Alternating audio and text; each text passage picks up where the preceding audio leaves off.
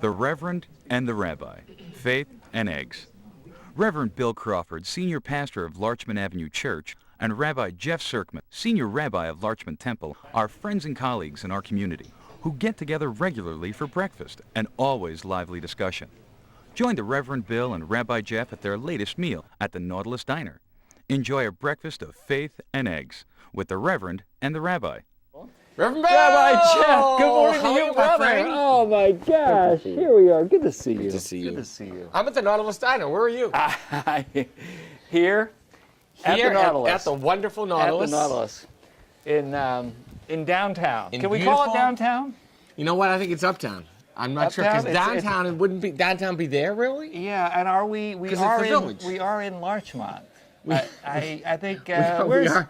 There's one Norm, more. Norm Rosenblum and the Candors. One word to add to that. We are I- still in Larchmont. We're still in We are Larchmont. still in Larchmont. So here we are. It's great to be with you, brother. It's wonderful to be with And you. you know what? Coffee already. Faith and eggs, already. coffee on the table. And Now the let's Covenant talk Cafe. about coffee for a minute. Oh my gosh. Covenant Cafe. Covenant Cafe.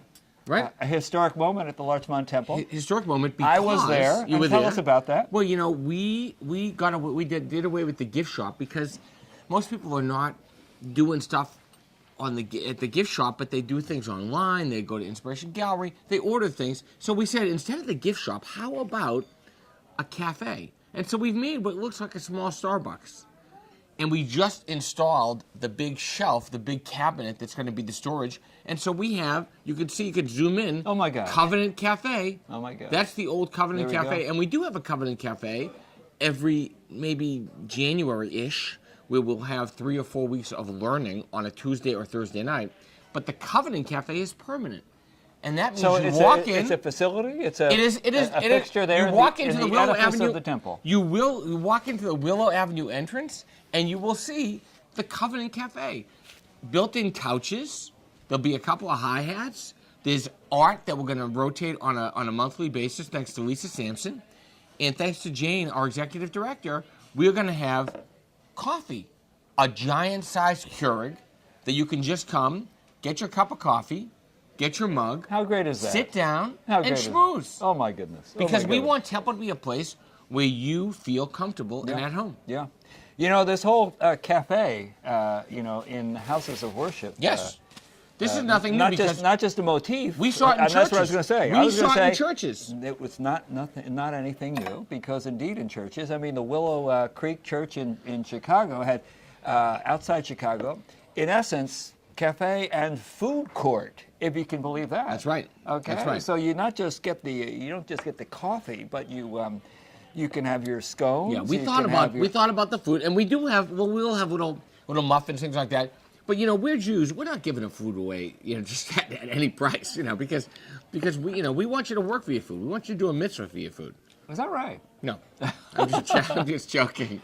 This is my friend Reverend Bill. So much for hospitality. Bill Okay. Gullible Crawford. Oh, no, quite the opposite. Hermeneutic of suspicion, which is a biblical scholarly term for, what's not being said in the text, and so with that... That's it. You have to look deeper. We look deeper. Look deeper. That's what we do. So, indeed. We just unpacked the Covenant Cafe. We did. Covenant Cafe. In a rather Come good by, way. get a cup of coffee. Now, and while you're at it, you're doing this a la Starbucks.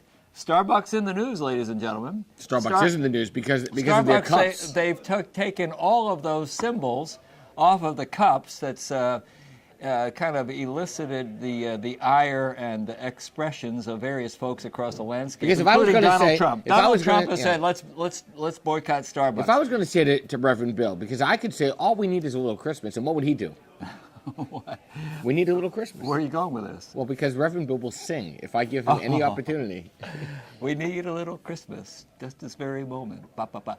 But seriously, on this Starbucks thing, rather interesting, isn't it? I mean, what is it? What is his name? The director, the CEO of Starbucks. Of Starbucks, Is yeah. it Schultz? Is his last name Schultz? Maybe. But nonetheless, maybe. they have taken a big step.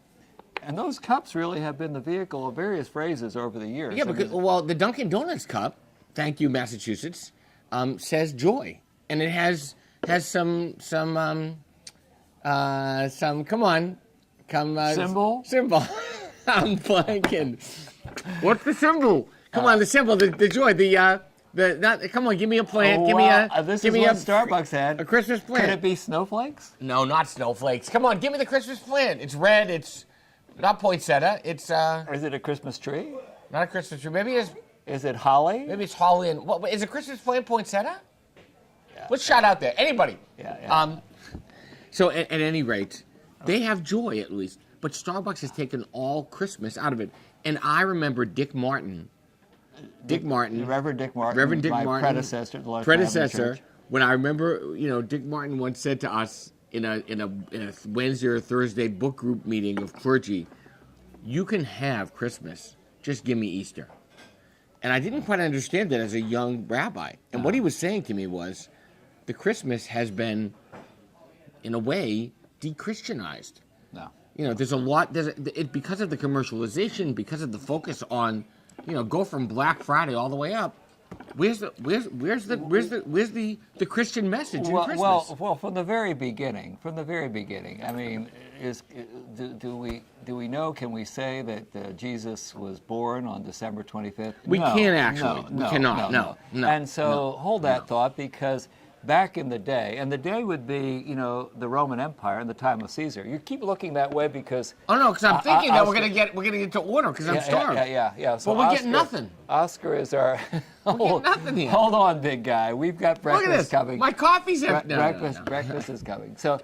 Back in the day, the day of the Roman Empire, basically, it came time after the empire, thanks to Constantine, became Christian. There was an interesting step there. Was it faith? Was it politics? Yet going forward, the calendar was predicated on the identities of the Caesars. Julius, Augustus, Octavius, and they have months attributed to those, coming from those names. We got to the question of, when will, now that the empire has declared its religious identity, when will we celebrate Christmas? When will we celebrate Christmas? And basically, they picked December 25th because it was just at the point of the Sol Invictus, the point at which the winter equinox was upon us. That's not S-A-U-L, like Saul, like one of my guys. Well, there you go. There you go. And so one thing led to another, and that became really a cultural event, and the evergreen tree was really a pagan, let me say not this, pagan. A pagan symbol. It was a pagan symbol. And it was so, a pagan symbol. And, hold on a second. Is it a religious conviction? Felix couldn't make it, but Oscar's here. Oscar. Hello, good morning. Good morning, Oscar. Oscar, how are you? Hey, Buenos dias. Good morning. Hola, ¿qué tal? What is he having? Le gusta huevos. Huevos scrambled. Okay. Potatoes, rye toast with butter on it. Okay. Perfecto. I'm going to go, if I could, Oscar, with corned beef hash. Okay. Well done. 2 eggs over easy on top. No potatoes. Mm-hmm. I'll go with a little rye toast, like my friend. There we go. You want butter on? Sure, why not? You can get the butter on, the butter off. No, I like the butter on. You like the butter off because you like the butter. No, actually, if you want butter on? If you recall, I said butter on. Did you say butter on? Butter on. Game on, butter on. Oscar, please. Hold on a second. Just speak in the mic. It's all good. Perfect. It's all good. And some water. Water would be great. Terrific. Okay. Thank you, my very friend. much. Thank you very much. I did shift. I went with the butter on. Because usually you like to put the butter on the butter toast. Butter on. Have I not known you since 1943? 1943 or 44. 44. I think it's 44. Yeah. There we go. So the bottom line is this. I'm going to ask you this question. Please. How do we reinvigorate Christmas? Yeah. Well, here's what I want to say to Starbucks. Mark my words. This is historic. Go ahead. Here we are, Go ahead. November 12th. Or November 13th. Friday the 13th. It's Friday the 13th. Oh, my goodness. Oh, my gosh. But Starbucks, whoever you are as a CEO. Yeah. Schultz. I think it's Howard Schultz. Schultz. I just want to say, don't take the caffeine out of Christmas. You know what? And that is going to be quoted on many major news agency outlets. I'm telling you right now. So don't take the caffeine out of Christmas. What is Starbucks doing? Basically, what they're doing is taking all those symbols off the coffee cup, which really aren't Christian symbols. No, they've kind of come the way of the cultural venue, whereby we have holly, we have Christmas trees. You think a Christmas tree is a Christian symbol? Really. It's been now a wreath. On the other hand, we could have argued a wreath. We could have maybe argued, But a Christmas tree? A Christmas tree? Well, I don't even know about. You don't think it would if I were to be, strict and particular about that, I mean, what would be a symbol? The creche, Creche? the manger in which Jesus, the baby was born. Yeah. The star, over the manger. Star, different story. Those really speak from the story itself. Yes. Much like, if we were to have, something bespeaking and reflecting, the Jewish holiday, we would have a menorah, We would have a Chanukiah. We would have a Chanukiah, and of course, that would be even itself a later element because the real Maccabee story of what's coming up, in Hanukkah, is a guerrilla war fought for 3.5 years by the sons of Mattathias in order to regain the temple. The God element and the whole miracle of light was interpolated or was inserted probably about 6 centuries later. You heard it here first, folks. Well, there you go. You want to study the books of Josephus? You see basically a belated Sukkot to regain the temple because we wanted to rededicate the temple. The idea of a festival of light came hundreds of years later and was put in by the rabbis. Why? And to cite, backing up, because people are looking up things as we talk. Josephus, not from Torah or Talmud. No, Flavius Josephus. Historian. First century Jewish historian. Exactly. So there we go with that. And also connection with the empire, too. I mean, there's some of course with the empire, of course. So that's rather notable. But in the meantime, the stuff that the rabbi just said and that I'm expounding on in terms of symbols for the season, authentically Christian, authentic as Christian, well as authentic Jewish symbols. You won't see that on a coffee cup. You will not see that on a coffee cup. By Starbucks. Because so maybe what we're saying here, this rabbi and this reverend, maybe what we're saying is, fine with us that there's nothing on that coffee cup. Yeah, it really is fine. It really is and Mr. Donald Trump is up in arms because he thinks that religion or whatever is being thrown out the window because of what Starbucks is. And Trump goes on to say, well, maybe we should boycott Starbucks. What is going on here? By the way, that sounded just like Trump. Pardon me? That sounded just like Trump. Yeah. Oh, Am I not your biggest fan? God bless you, brother. I'm telling you right now. Okay. I'm telling you right now. Mail today to Rabbi Jeff Sirkman, president of the Reverend Bill Fan Club. I in turn am the president of his fan club. That's true. And that's what you get here, ladies and That's gentlemen. true. And we don't get that much. I'm going to say right now, we don't get that much mail. We don't get it. And we want to thank the couple of you who are watching right now. That's right. I get maybe a letter a month for Reverend Bill. That's it. All right. So, can you pick it up a little bit? Can you pick up? I'd like a little more mail. Yeah, as in we'd like. What are you doing? What are you doing? Oh my gosh, it's Brad, everybody. Brad. Hi, hey, brother. Hey, how are you? How are you? Good, how are you? Good to see you, man. Good to see you. Yeah. I'm doing some work with At Home on the Sound. At Home on the Sound. Wonderful. Great group You here. guys are on air right now? We're on the air right now. See, but Brad is a cameraman guy. This guy, he was the camera guy, Channel 5 News. Emmy Award-winning director. Emmy Award. But no, he was a director, but also he helped the camera people. Yes. Yeah. Because when they were in trouble, they turned to Brad. It was my mitzvah that I would do. That's true. Okay. That's true. Can you help us with the lighting? We're having a problem with the lighting. Okay. There you go. And look, Brad, we're seeing you in the mirror here. I know, I see that. Hi, everybody. Yeah. It's always great to see you. It's always great to see you. Yeah. Everything good? Everything's good. Okay. Kids good? All good. Okay. All good. Good to see you. Okay, Brad, we're gonna clip this video and put it out there, sell it for fundraising. There you go. Okay, there we go. Okay, thanks. There you go. Brad, Home on the Sound. Thanks to Brad. That was Brad, ladies and gentlemen. Was that Mr. really Walker. his name, or did he make that up? No, he made it up. Yeah, I don't even know that man. No, that's true. No. Okay, I think we're a little punchy today. We are a little punchy. I think it's because our What is it? Our plates are full. Not here right now. Not now, but in terms of the busyness. Nothing. And so what? Well, the season just keeps going. Keep your clergy friends in your prayers. I mean, this rabbi, yes, this reverend, all of the us, priest, all of us. We have Father so Joe many, Green, welcome so here, much Rabbi cooking. Bethy, Reverend Elizabeth, an amazing team. Cantor Tracy, Monsignor Kelly, Monsignor Petrillo. Yeah. It's very cool. we serve around 840 households at Larch White Temple. It's a congregation which we want to think small. It's all about thinking small. Well, how can you do that with that many? Well, you know how you can do it? Because if you have coffee and you can sit down face to face. It's about developing relationships. There we go. That's It's a lot about of coffee. walking in, having a cup of coffee. Well, it's true. It's true. And and this is kind of a way to do that. I mean, we're setting the table, literally, figuratively. literally set the table. And we're glad for you to join us there in your homes, around your kitchen tables. And one day we hope to have, as we've done on some occasions over the past 14 or 15 years, some forum. I'll go bold on that and say, bold. To have kind of like a live audience. A live audience We've here done that with LMC-TV and the fundraising. We have, right? and we did it with we did Faith and Eggs for All back years ago, maybe 10 years ago, where we had breakfast in the other room. Remember that? We did. It was wonderful. We did. It was great. Wonderful. It was great. Wonderful. Because how often do you sit down and ask these kind of questions? Not the inane things that we're talking about, but the real life questions to your friends, to you people who you send your kids to school with them. Yeah. They're in the carpool with you. But how often do you say, what's Christmas for you? Yeah. What are your Hanukkah traditions? Yeah.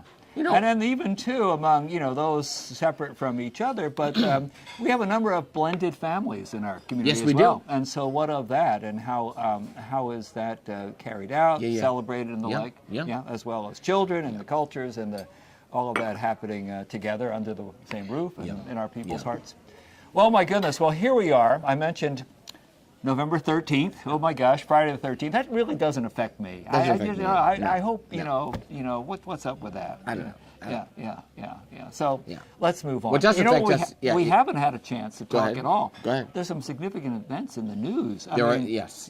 We have the Missouri campus matters. We have the conclusion of the Major League Baseball season. I hate to break it to the Mets fans, but the season's over. Yeah, it is over. The season's over, and our hearts go out And to to the Red Mets Sox fans. and Phillies fans among us, Let's move on. We Let's took our move cleats on. and our gloves and we went home a long time ago. Really ago. did. But I mean, hats off to the Mets and you Mets fans. What a great run, and exceeding what was expected. Most exciting young pitching staff in baseball. Oh my gosh! Yes. Mark my words, next year, Mets, Red Sox. Yeah, well, that would be awesome. Wouldn't that be awesome? That would be awesome. And if we could only, and I'm speaking unbelievable. listen to me, I'm speaking like a Mets fan. If we could have Game 1 and Game 4 back. Oh my gosh. That would be. Or oh Game my God. 5 in that Yeah, 8th and 9th inning. Yeah.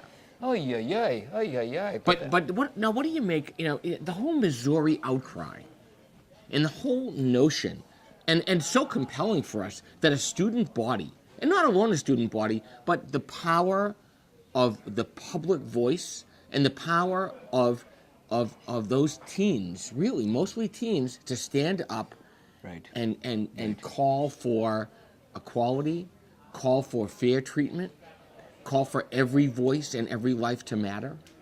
Yeah. That is so compelling. Well, and in the process of that, calling out the president. I mean, what you said, Rabbi, is just really spot on and accurate.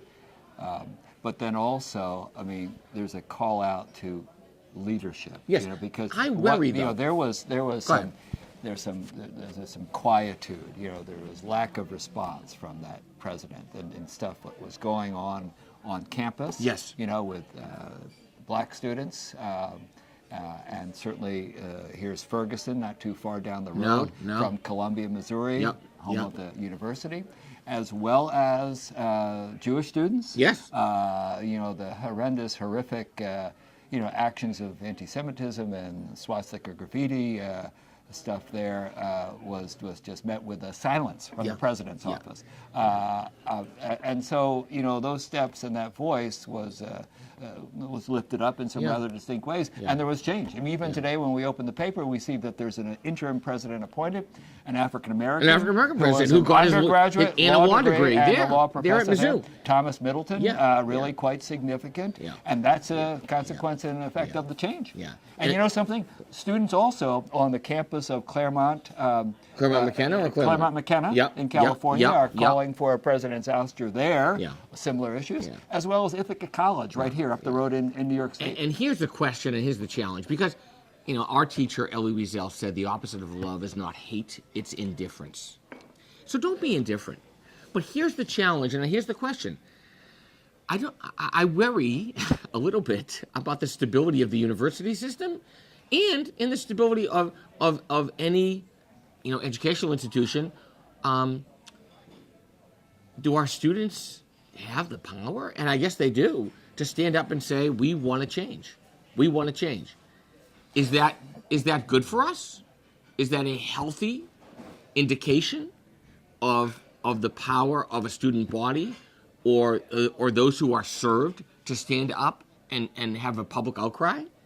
I think that it's reminiscent of almost the '60s, almost the I think of the Crosby, Stills, Nash and Young song and Stephen Stills, Ohio. Oh, right. 4 Dead in Ohio. Right, yeah. right. So 4 Dead. What's it? 4 Dead and Nixon's coming. Or we're finally on our own. Dun, Nixon's coming. We're finally on our own. Song number 2 of the track that you can buy for just $8.88. The soundtrack of the Reverend. The soundtrack that would of be the awesome. Rabbi. That would be awesome. That would be awesome. But please, to your question, where are you going with that? Because are you wondering if that's when you say the fragility of a university, whatever, is that a question here for you, or are you affirming what it is, in the voice of students and dissidents? Well, I'm doing both. I'm saying it's so great that the voice of a younger generation and the voice of the generation that is served in the college campus, those who are being educated, can stand up and call for a change. Yeah. That's one. But I wonder at what cost. Yeah. I mean, there's a lot there, and perhaps we could unpack it or try to. I mean, I think, what we do see and hear, I mean, here's the incidents of, Ferguson and South Carolina with Walter Scott and the Charleston Church, and police, violence, if we could put it that way, beyond, responsibility of law enforcement. There are incidents that reflect, racism, that, people are speaking out against and about, and with that, there's a call for change. Yes. Okay. So that call for change, what of that in terms of police practices and the like? In the meantime, in terms of the call to change, what about, reaction and response? And so those are two things that we see and hear in the Missouri incident, if we could, talk about that. Because number one, there was no response from the president. Right. I mean, it's kind of like, what of leadership? What of in a community? And this guy was kind of silenced. He was in the homecoming parade, this past fall, a couple of weeks ago, and rode by in the president's car. And, it was kind of like sunny day here in Columbia, Missouri. Right. And he was confronted by students who came up to the car saying, Mr. President, will you respond to this? Jewish students, black students. Thank you so much. Great. Okay, this is good. There we go. Rye bread. I love rye bread. Is this a different kind of rye bread? All I can tell you is... Oh, this is the one? This is the white bread. You know what? So here, look at this. Oh, yeah. Watch it. I'm going to share. Here we go. I'm going to share with my friend because I would do anything for my friend. There we go. Rye and white together. Thank you so much. Thank you so much. Great. And some ice water would be great, Oscar, whenever you get a chance. Yeah. Thank you, sir. That looks wonderful. I thought that was going to be in a bowl. No. Want to hold that up to the camera? Look at this. We have it right here. There you go. There we go. You can't get a better corned beef hash. No. Is it homemade? No. But it doesn't matter. It doesn't matter. It doesn't matter. How did you know that? You know what I've asked before. Oh, really? But it's so good. It's so good. It might come out of something. Yeah. Come out of something. Yeah. A corned beef. It's from a corned beef. There we go. All righty. Thanks be to God for the bread of life. And I have my own piece of toast. I'm just saying. Yeah, we didn't share from the same. Here we go. There we go. What happened there? I'm giving you mine. Okay. You give me a little bit of yours. Okay, Here we go. There we go. All right. So, God bless. God bless. Hot, fresh, terrific. Wouldn't it have been something? And there are many colleges and universities where the student voice and student government and a president of a student body actually have an ongoing dialogue with those in leadership, and student government actually has a sense of presence. Well, I have to say, if you were president there, or I were president, I would want to have that. Yes. With regularity. You would just assume. And you have these students out on the quad, raising their voices, hoping for a time. Thank you so much. Hoping for a time to talk, to visit. I mean, yes, they have some matters to bring. So it's a confrontation. when you were on the campus, Yeah. GW, Yeah. I mean, did you get the sense that the university administration listened? Well, the president then was Lloyd Elliott, and there was a little, history will mark this because there were some moments around issues of racial sensitivity, as well as the South African, the Free South Africa movement, as well as homelessness in downtown D.C. But you affected change. There was an open door. Yeah. I mean, I must say, and the year was, let's see, it would have been 1983. Excuse me, 1980. 83 or 84. Okay. Where an awful incident occurred. It was Black History Month. That was not awful, but here we had Black History Month in February. And lo and behold, I mean, I was very active with as an advisor to the Black People's Union at GW. Now, mind you, here I am, a white guy, but I was the chaplain who was connected and sensitive, and you know, these kids got to know me. I But got you're the to know chaplain. them. Well, but there we go. And so here it was that we had some events on campus that had to do with Black History Month and remembrance and recognition and vigil. And we even, just one of my prouder moments was to bring students together. There were Black students and white students, and we started the GW Gospel Choir, okay, which was a wonderful interracial group. And all this was in Black History Month. Lo and behold, a certain fraternity on campus, for whatever attitudes that were lurking,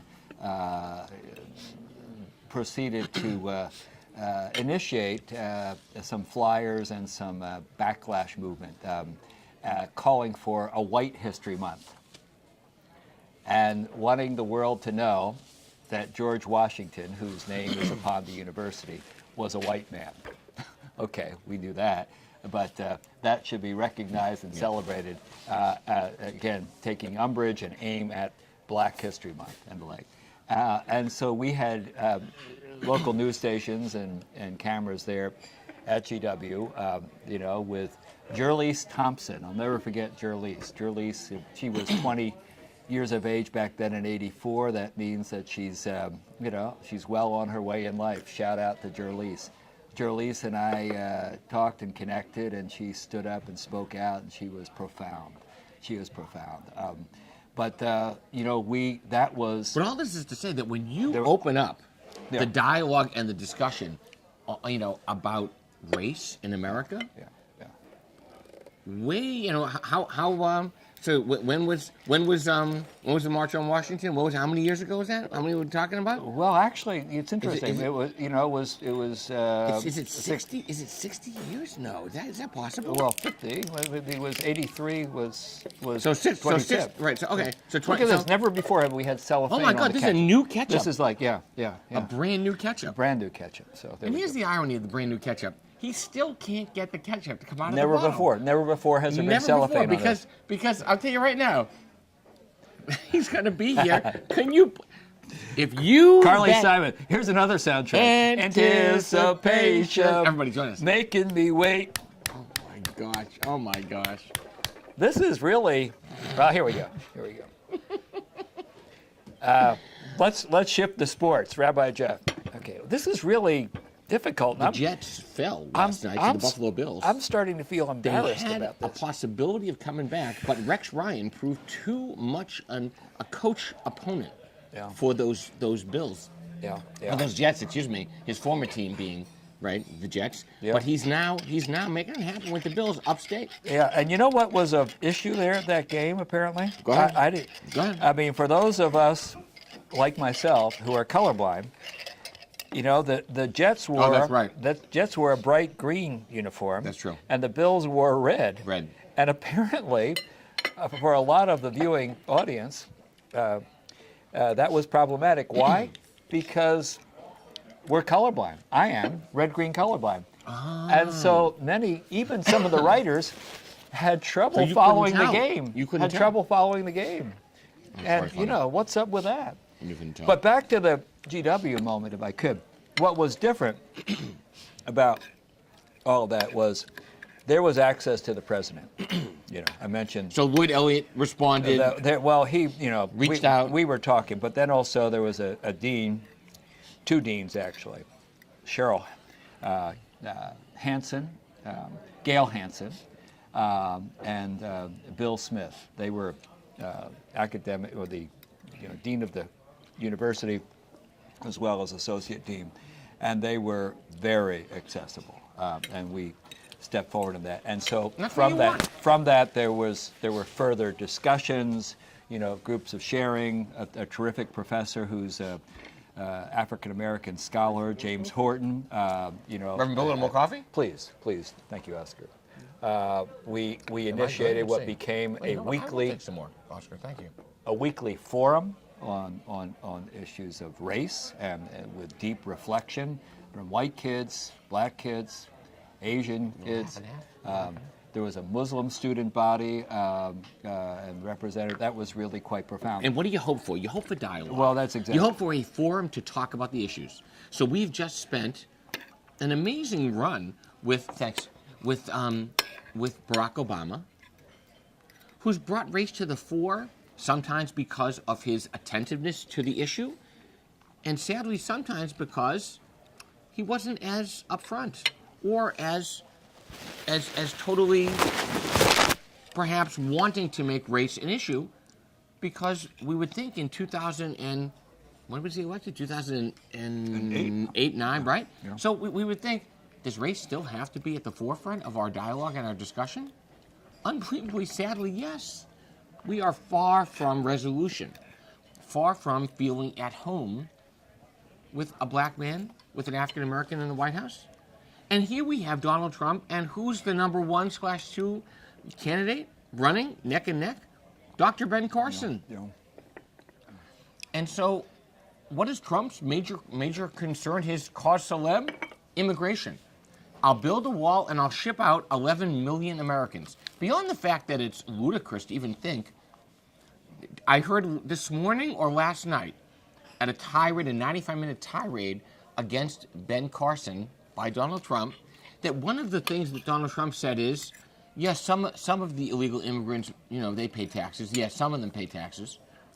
As if to say they're all unworthy of being citizens and contributing to the future of America. Well, that was really what, back in, how many months ago was it? On the heels of Donald Trump, degrading and refuting John McCain as an American hero. Right. On the heels of Donald Trump, gosh. the whatever the innuendos and swipe about Megyn Kelly. In both of those instances, he got a bump in the polls, amazingly. And now here comes the stuff that really, and yes, that here we sit, Friday the 13th, November, where last night, yes, Rabbi Jeff is accurate. That whole tirade from Donald Trump was a real slam. I mean, talking about the pathology of Ben Carson, critical stuff. And it's kind of like, what will we see in the polls because of that latest bombast from Donald Trump? Will he, jump in the polls because he goes on that way? We're hitting on a lot of things, maybe too many things here right now. I think it's the same issue. What does it speak to? What a phenomenon here. What does it speak to? Does it speak to an element in the majority of Middle America, to whom that resonates? Yeah. That's scary. I don't know. And do we have to wait, or will we wait until the election to find out the result of that? I mean, I can't really fathom that this candidate, Mr. Trump, will garner votes when we get to general election time. Yeah. I mean, there are people out there, yes, and he's not going to go away. Some people might have hoped or thought that would happen, but will he garner votes when it comes to people pulling the lever at the polls? I can't imagine. No. I can't imagine. Will we get to that point? Will he be on the ticket? Yeah. Yeah. But backing up, if I may, race matters, the discussions about that, it really does. And it's endemic in particular to the American story. I mean, that's one of the things that I am racist, at least by association, in this culture, and here's this history. America, this enterprise, this experience, was predicated on slavery. I mean, if it wasn't predicated, certainly that's in the fiber and the start of us all here. And that's something that, we really, haven't, or have we recognized, and is it revealed, and do we see, what's happening with the consequences thereof right now? God bless these young people on college campuses. That's right. They are inheriting a world, yes, but you know what? And you do know this, and we're glad to share. When we get to 2041 in this country, there will be no racial ethnic majority among us. No. We are inheriting a world that is richly diverse and will be increasingly so. These kids know that. I mean, it's kind of like, and still on a Missouri campus in Columbia, in the heartland of America, we have, yes, like in the White House, an African American who's elected president of the student body.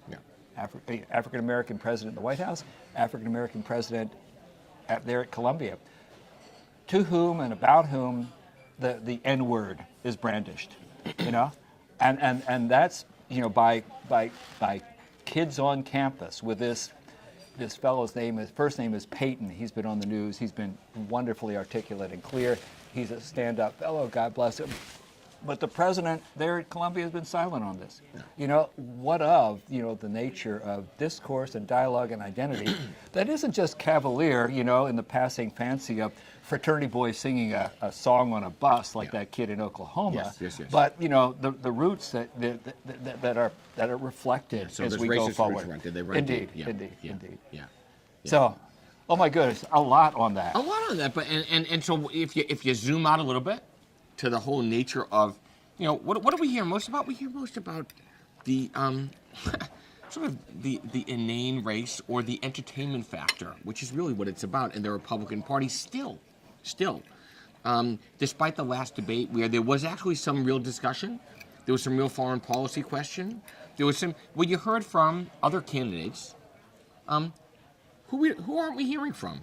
And as Jeb Bush said, after all of the nonsense, he said, "Believe me, the Hillary Clinton campaign is high-fiving at this moment in time." And why are they high-fiving? Because the issues are not discussed. Because the core questions aren't discussed. As Donald Trump said last night, "I'll bomb the something expletive out of ISIS." Well, that's great. I'll ship all those 11 million from illegal immigrants out of here. That's great. I'll build a wall for... Really? So, no depth of policy. No how along with the what. A lot of yellow journalism. A lot of big ticket items without any support beneath. And the Hillary Clinton, and I would even say Bernie Sanders campaign is saying, go ahead, talk all you want. Talk all you want. Maybe some folks out there are wondering about this, but... And it doesn't matter if you're a Republican or a Democrat. It doesn't matter where you see yourself. This is not a red-blue issue. This is, we deserve, as an American, electorate, those who are going to really vote in a president, to hear about the what behind the why. How will issues unfold? How will policies really on the ground be carried out? And it's interesting, watch out how much time we spend on Donald Trump here, which is kind of one of the issues in media coverage. But one of the things I need to speak about is the fact that Donald Trump has identified himself as a Presbyterian. I'm a Presbyterian minister. Let me speak to that. I think he's done so because he's wanted, along with what Rabbi Jeff has said, in his swipe or jab or whatever at Ben Carson, took aim at various things about Ben Carson, including Mr. Carson's identity as a member of the Seventh-day Adventist Church. And so, Donald wanted to identify himself with his religion. Right. And indeed, he grew a great source of pride for the Presbytery. There we go. He grew up in Jamaica, Queens, where his dad was impressive and prominent and active as a real estate developer, and hence we have some legacy here. but he was confirmed in that Presbyterian church, which is ironically, in a very special way, one of the most diverse churches you will see in the New York area. But there on the stump while he was, taking a swipe at Ben Carson, he said, I want you to know I'm a Presbyterian. No, seriously, this is Trump talking. I'm a Presbyterian. He said it 3 times. I'm a Presbyterian. It's really a middle-of-the-road group, I'm a Presbyterian. You might not believe that, but it's true. And so, but the fact of the matter is, he really hasn't made that connection as a member with that church, although he has worshipped at Marble Collegiate, a Reformed Protestant church in New York City. Yeah. So in the midst of that, there have been some missives from the leadership of the National Presbyterian Church confronting Mr. Trump, about, here is what being a member and active in our church means and entails, as opposed to a drive-by cavalier set of comments. The members of churches, we're active in the worship and work of our ministry and congregation. At the same time, too, there have been some rather pointed, directive comments from Presbyterian leaders about Trump's comments on immigration, as well as income inequality. And so, but they don't get the airtime. None of that. I mean, I'd be glad, let me say this before I got in these witnesses on LMC-TV, I would be glad to articulate, the identity of the Presbyterian Church with those questions of and to Mr. Trump with regard to what he's been saying. We don't want to take too much time up with that, but he's really, dare I say, trumping his identity as a Presbyterian in some rather distinct ways and kind of getting away with it. Or is he? Let me stop. There we go. I just came back from this past week from the gathering of our Reform movement, the biennial convention down in Orlando. Being a Reformed Jew is a spectrum. So being a Presbyterian is a spectrum. Mm-hmm. Donald Trump is not representative of the core mission nor values necessarily of the Presbyterian Church. And the good thing about any movement is it's in flux, it's moving. So we just spent with 5,000 Jewish members, leaders, clergy, educators, administrators, executive directors down in Orlando, listening to Rick Jacobs, Rabbi Rick Jacobs, the president of our movement, the new chair of our movement, Darrell Messenger, and hearing amazing presentations and panels about that spectrum. Rabbi Rick Jacobs gave his biennial address that is social justice, which has been the prophetic call of our movement since the great Stephen Weiss, the social justice really leader, who helped found the NAACP, the AFL-CIO. If social justice is not accompanied by depth, knowledge, and understanding with Torah, then it's lacking. We're not going to save the world because it's a nice thing to do. We're going to save the world because it's a holy and sacred thing to do, because it's part of our sacred mission. And so Rabbi Rick was compelling.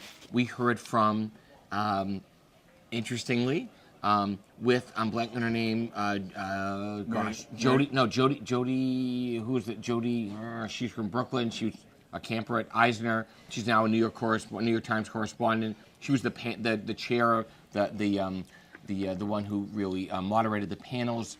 But we heard from the president of the NAACP, who was so compelling in his talk, so compelling.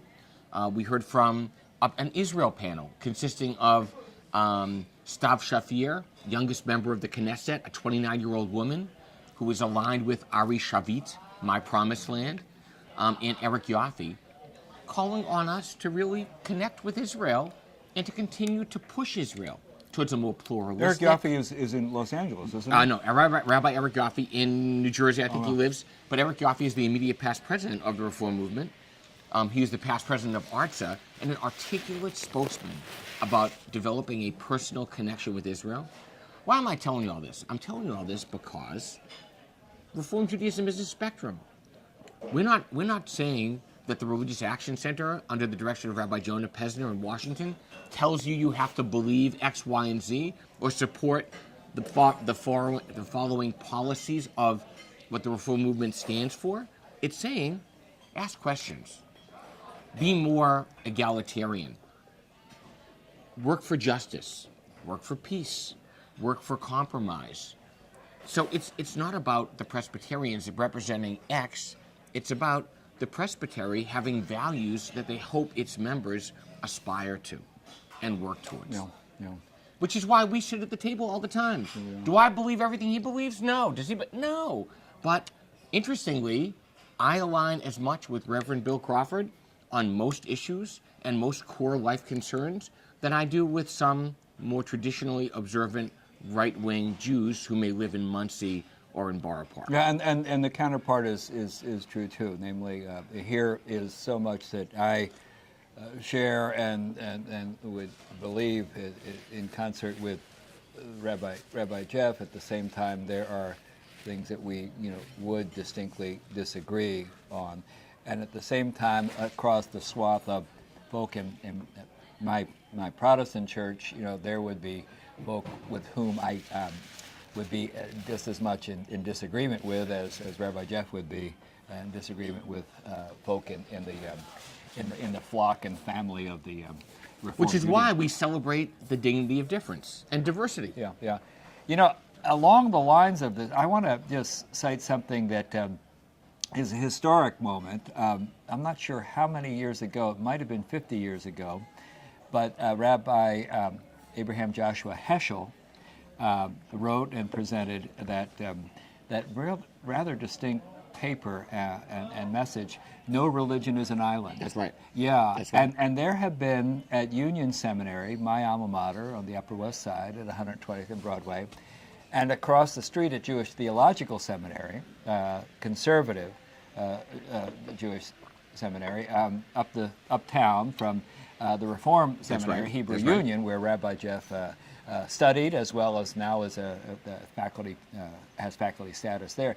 But the president at Jewish Theological and the president at Union Seminary have had a presentation jointly and a forum on that very paper. Yes, I heard about that. Yeah, I heard about that. and The Heschel. that would be a wonderful thing for us to We should do it. discuss further. We should do No it. religion is an island. And what is this all? And Heschel, who was the great bridge builder, and really the poet soul of It's American a wonderful Judaism. term. It's a wonderful term. Really, Poet soul. really. Did you just come up with that? I just came up with that. That's awesome. Right? Can we write that down? Somebody write that down. Poet So soul. Mike is writing it down. I'm writing it in ketchup. In on ketchup, my- it's writing it. Right. But this is, and it's all about we're in November. We're in the time when there'll be a diversity breakfast sponsored by the AJC. Next week, Next November week, 19th. right. The morning after, the Interfaith Thanksgiving service right here in Larchmont. Right? Yeah. Right? Interfaith Thanksgiving service. And so At St. John's Episcopal At St. Church. John's Episcopal. So the whole idea at 7 o'clock, 7:30. 7:30. 7:30. We will all gather, clergy, community, celebrating our diversity. You'll sit down at Thanksgiving tables.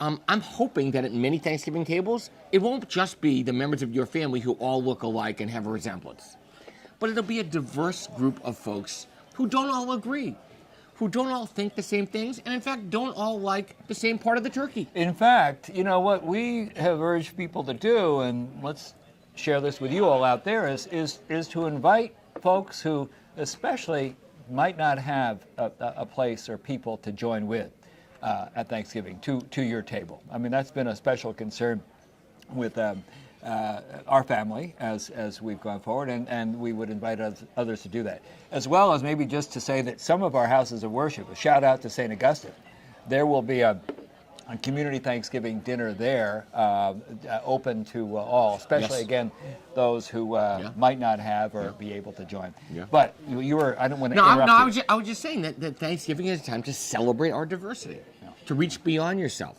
to know that if you haven't, give a turkey to the Watchman Maranock Hunger Task Force, or drop off a bag of groceries, because there'll be about 300 to 400 bags delivered or picked up by needy families who are hungry in our midst. Right. I know Larchmont Temple Religious School will be raising, we have a turkometer in the hall. A turkometer, as you can imagine, I think it's every... Is that there at the cafe? I mean, It's actually next to the cafe. You go down a little bit. Could I have some turkey with my coffee? You Is get a that little the- coffee. the You're not going to have turkometer? turkey, but you could give money, give a few dollars for tzedakah. Turkometer. Because we're going to be buying, I think, 100 or more turkeys for the Watchman Maranock Hunger Task Force, which Wow. we do every year. Wow. Our kids bring their change. That is the goal. It's to reach beyond yourself. Thanksgiving isn't about your little table. It's about your understanding. There's a lot of people at your table who need your help. Turkometer. Turkometer. Awesome. Turkometer. Awesome. Turkometer. Golly. Yeah, we haven't talked about one important thing, because Thanksgiving is all about turkey. It's about feeding others. It's about reaching out. It's about acknowledging difference and celebrating family. And of course, it's also about the Patriots being still in first place and undefeated at this point in time. And who are they playing? Let's see, Thanksgiving weekend, I think. You know, you just kind of went through a litany and lineage there, and you had us, touching our hearts and souls. And then that last part, I think what was that? Did I hear that correctly? We've gone from, compassion and reaching out and community and people at the table to the New England Patriots. New England Patriots. Because the Patriots, Thanksgiving, the Patriots, Plymouth Rock, Tom Brady. There you go. It's all virtually there. Ladies and gentlemen, brothers and sisters, join me with you join with me, please, in prayer for the rabbi. I mean, this is a brilliant man. I mean, compassionate, scholarly. I think he's just had a synapse breakdown there. No. Come on, I'm making a little bit of a leap. It's a leap of fandom. But I urge you, to pray for my Patriots. Undefeated season would be a nice thing. Okay, I'm not asking you to pray for the Patriots. I'm just saying. There you go. Phew. I feel better about that. We needed to kind of keep the camera rolling. What I wanted to get to, was, I think the Patriots may be playing. They're playing the Giants. Well, they're playing the Giants this week. But I think the week after that, are they playing the Eagles? Is that right? I think so. I think. I have to say, I've been slipping from my fan status as a Philadelphian. Weren't you the starting quarterback in the football team? I played quarterback at Lincoln High School in Northeast Philly. I wasn't starting. I lost the starting job to Timmy Donaldson as we were going into our senior year. Timmy was 6'4" and 195. Timmy, yeah, you know what? I'm gonna say now. He had like 5 inches on me, and he had 148 pounds in his stocking feet. Yeah. Come on, but Timmy Donaldson. Luke Grandizio, because I was just kind of a gutsy. What was that? The coach, Luke Grandizio? Lou was the coach. Luke Grandizio. And we went through August and September, and I really played my heart out, and I won the starting job because Timmy was he was just kind of riding on his laurels, and so. Who had the arm? You or Timmy? I could throw pretty well. You see, I knew it. Timmy again had some size and some range, and I can't deny that. But yeah, I played quarterback, and I played not as much time as Timmy did. Let's just say that. Yeah, Timmy never made it to the AFL even. Nothing. No. But he, and I thought he could have. I mean, it's like I would kind of be on his case. It's like if I was as tall and strong as you, Timmy, here's what would happen. Yeah. And so. And probably good looking too. He was a good looking guy. Yeah, I was student government president. I was, I was the people's choice. Let's move on. This Jew in high school wouldn't have gone close to the football team because my mother wouldn't want me to get hurt. A Jewish boy. I'm not. I was president of the German club.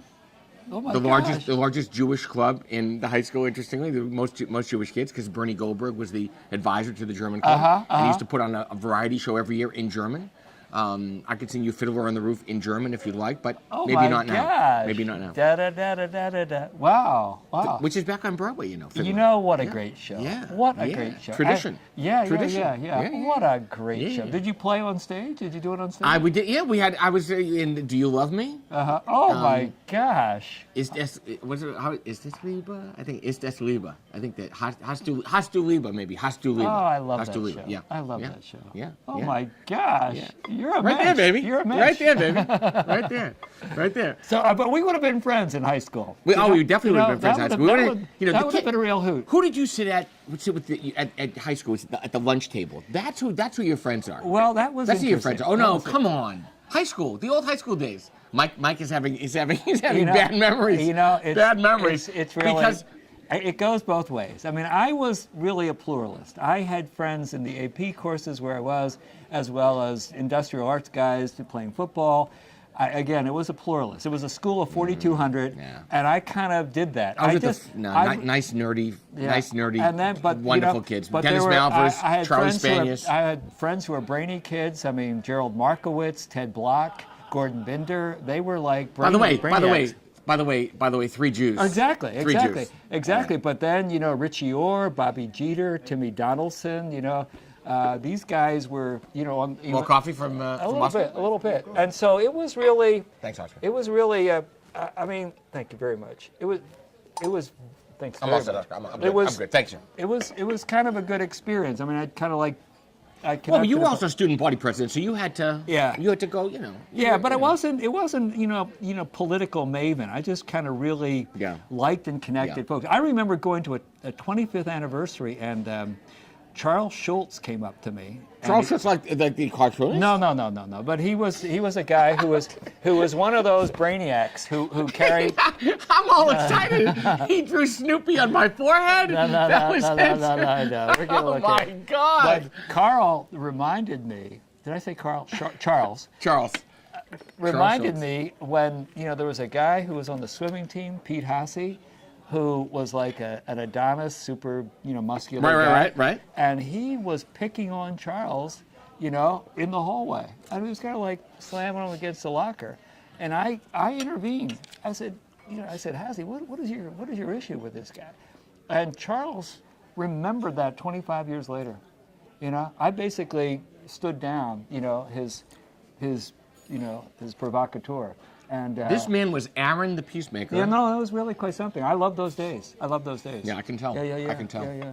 I can tell. There we go. Yeah. I mean, had I stayed in Philly, I just think about. Which brings me actually to high school days for us, high school days here. Yeah. You were mentioning STEM. Yeah. STEM is big shout out to STEM. STEM, and I think you all know out there. We got some time here, but just to get this in, STEM, STEM, science, technology, engineering, mathematics. They've added an A to that, so it's STEAM, the A for arts. That group has been a powerhouse over the past 2 to 3 years. The spark on that and president is Meg Koifer. Great shout out to Meg, a great board of lay folks who are active in the community, who have really helped, nudged, challenged the school district to really engage, and the school district is doing some great things already, yes. But to engage the study of all those topics and participation, even in some special ways, some special projects and funding, as well as engaging different folks, folks who might not be of great means and opportunity, as well as girls and women in science pursuits. There was a great event, a fundraiser, kind of consciousness raiser, last night at Tequila Sunrise, kind of awesome, and stay tuned for more from STEM. Yeah. Another note in the community, speaking of science. In and around the community. Yeah, here we go. Elizabeth Colbert, do you know that name? I know it well because Marlene Colbert and Jerry are our members. Well, Elizabeth, award-winning, Pulitzer Prize winning book. Right, The Sixth Extinction. Sixth Extinction, yeah. It's gotten critical acclaim. Yeah, she's amazing. You must read it. I She's mean, amazing. she really talks about over the history of civilization, or even prior to that. Yeah. Oh, the 5 extinctions, and then more recently, we're approaching, in some real serious ways, the diminution, even possibly the elimination of several species of plant life as well as animals. Hence, The Sixth Extinction is the title of her book. Yeah. She spoke at Homics last week. She's amazing. It's a must read. Must and read. Critical voice. And my must read for today is, I'm in my funeral suit because Marion Pressburg Stolman is going to be laid to her eternal rest today. 55-year-old woman, twins, David, her husband, an amazingly loving, wonderful powerhouse of a presence in her family, guiding, affirming, and caring of others, a great circle of friends. And so today I'm going to, introduce, and Rabbi Bethy is the lead clergy, Rabbi Miller in the funeral, but I'm going to be sharing. And if I was going to recommend a book, especially during the season when darkness begins to fall, it's The Lord is My Shepherd by Harold Kushner. All about that 23rd Psalm, but what does it mean? It means we walk through the valley of the shadow. We don't get caught in the valley. We don't get stuck in the valley in our mourning, in our pain, in our darkness, in our loss. We walk through the valley because the valley has an uphill. And as we go up that hill, even as hard as it is, we affirm life. There's light after the darkness, through the despair. Through the goodness and mercy shall follow me all the days of my life, and I will dwell in the house of the Lord forever. Amen. That might be a good point to conclude.